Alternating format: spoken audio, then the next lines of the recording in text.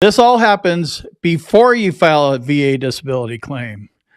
If you have a VSO, the approach that you need to take with your VSO, the 80-year-old grandpa that doesn't know how to use a computer and like doesn't really give a shit about your claim, it's not trust but verify. It's don't trust them at all and verify everything. A VSO can help you with certain things, but do not just take his word for it without looking this stuff up. I'm going to show you how to look this stuff up. All right, here we got our list here. This is a online version of it, of a va.gov or eBenefits. Your decision letter will have something similar. So let's talk about a few of these things and then make an opinion about it. So hypertension, not service-connected. Left shoulder strain, 20% service-connected. Irritable bowel syndrome, 0% service-connected. Caffeine addiction, not service-connected. Low testosterone, not service-connected. Tinnitus, 10%. Left knee strain, 10%. Unspecified depressive disorder, unspecified anxiety disorder, 50% service-connected. Nicotine addiction, not service-connected.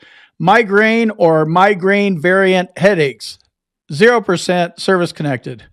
So the things that jump out to me, obviously, are caffeine addiction and nicotine addiction. They're not service-connected.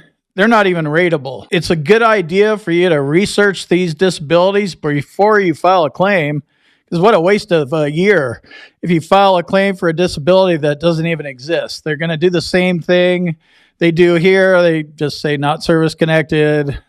You don't have a condition. We don't recognize it. You need a diagnostic code, and the diagnostic code comes from a doctor, right? You get a diagnosis. You need that. You need the nexus. And you need to document the severity of your symptoms, which brings me on to a couple other things. Irritable bowel syndrome, 0% service-connected, and then migraines, 0% service-connected. So he had the diagnosis, and he had the nexus when he filed these claims, but the severity of the symptoms wasn't captured or documented. So he didn't go in and look at the rating criteria, and he didn't talk about his symptoms. He doesn't have a migraine log. I don't know if he's taking meds. We're trained not to go to the doctor and not complain.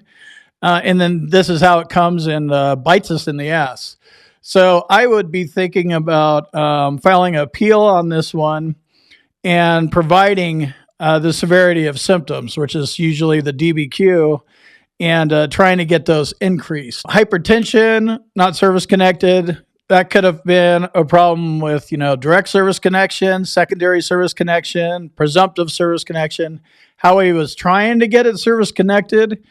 And then also the nexus. Nexus is the link between the disability you're filing a claim for and how it's related to active duty. So if that doesn't exist, you're just going to get denied, not service connected. Let's see what else we have here. The unspecified depressive disorder and unspecified anxiety disorder. So he has 50%. There's only one rating for mental health. They combine everything. I have 5 mental health disorders that the VA recognizes, but you get one rating. And they usually take the highest one, which is usually a PTSD. So I have combat PTSD, and all my stuff falls in underneath that.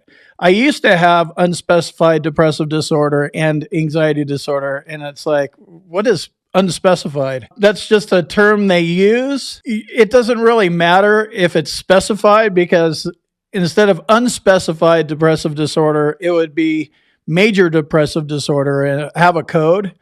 But he's still at 50%. So, who cares what's specified and what's not?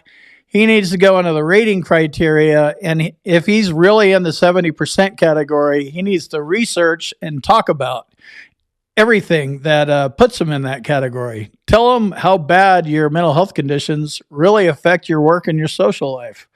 If you don't break that stuff off and tell them, you're just going to, well, I guess he's at a 50%. He doesn't meet these things for 70 or maybe 100. Let me jump in here real quick and tell you about my boot camp. If you want to learn more about the VA claims process, check out my boot camp. You can talk to me live.